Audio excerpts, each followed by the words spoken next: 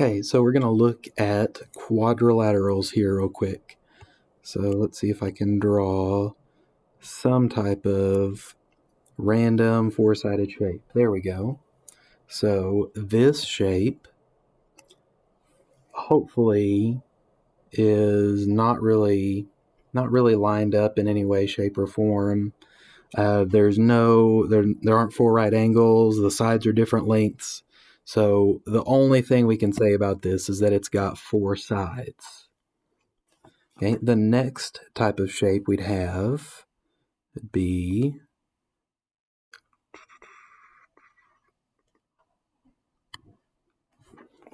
this right here.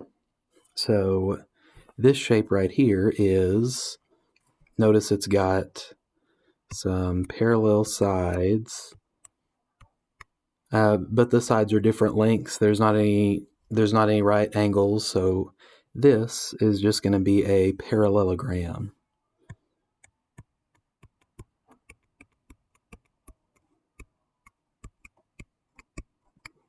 Okay, so parallelogram, we just have two sets of parallel lines.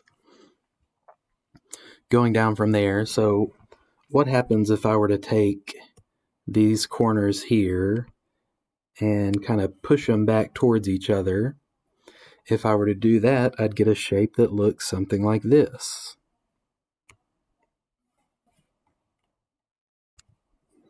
Okay, and hopefully all of us know that this right here would be a rectangle.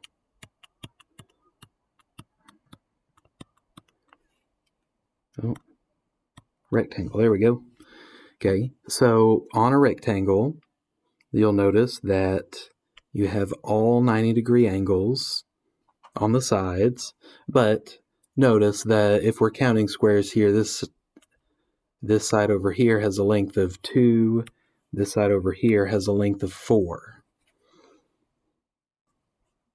Okay, the next we'll look at is, what if we have a shape that's still slanted like this, and know that these aren't going to be the exact same length, but we're going to try and get close. So we'll just assume that all four of these sides are the same length, and that's how we get a rhombus. So a couple things to notice just this far in. First, with quadrilaterals, okay, quadrilaterals are just shapes that have four sides. So that means a parallelogram, a rectangle, and a rhombus are all quadrilaterals. They just have a little bit more specific names. You'd also notice, to be a parallelogram, it's got to have two sets of parallel sides, which both the rectangle and the rhombus have. Okay, so it has two sets of parallel sides. That means a rectangle would be a parallelogram, and a rhombus could also be a parallelogram. Okay, the next shape we'll do is the one that I said hopefully we all know, and that would be a square. Okay, so if I were to do some type of Venn diagram here, then imagine the entire board, so all the way around this whole thing would be quadrilaterals, and then I could take and do everything that's in here. I could say, oh, that's going to be weird. Let's see if I can make it work. Sure, yeah, there we go. Everything in there, there we go, would be parallelograms. And then for the rhombus,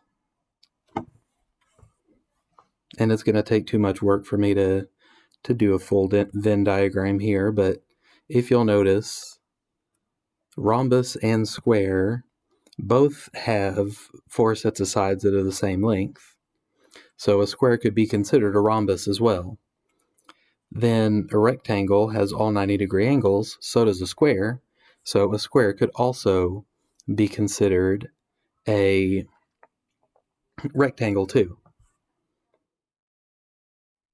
Now the last thing we're going to look at is one weird different shape over here. Well, there's actually two quadrilaterals that are a little bit different, but let's look at this first one. So we'll see if I can get it to be a decent one there. Okay, so yes, I know that this shape that I'm drawing here looks similar to this one over here, but let's pretend that this line and this line are parallel.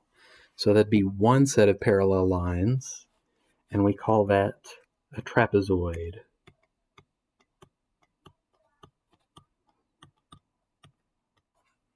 Okay, and then the other weird shape, one that we won't talk about very much, but is if you have two short sides and two long sides like that, and it is what it looks like. It's a kite.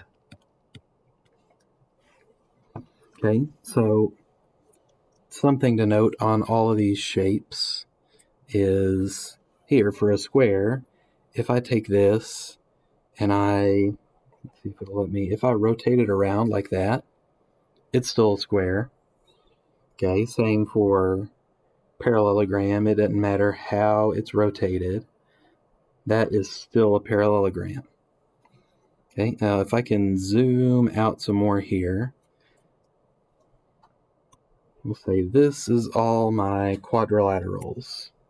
Okay, and that didn't make an actual box for me for some reason, but just so that we know that we're just talking about quadrilaterals here in this video. This would be in a whole larger set. If I zoomed way out, I would have this over here would be my triangles. And I might have a five-sided shape. Let me redo that. And it's not going to do a five-sided shape, but hopefully we know that's a pentagon. And any other type of shape with any number of sides. So quadrilaterals is just the four-sided shapes. All other shapes that have sides and angles, those we're calling polygons. Okay, so you've got triangles, pentagons, up to, octagon, 8 sides, decagon, 10 sides. You can go even on further than that. And if I even wanted to go out further than that, this is getting real tiny here. Here's polygons. Okay, you even have a couple of shapes here that aren't polygons, and so one looks like that, and one looks like that. Okay, so when we get back, I want to see if you can tell me what's different about these two shapes over here than all the shapes that I have over here. Okay, and that's a hexagon, by the way. All right, that about does it for me. Hopefully this helps you with classifying shapes. Have a good day.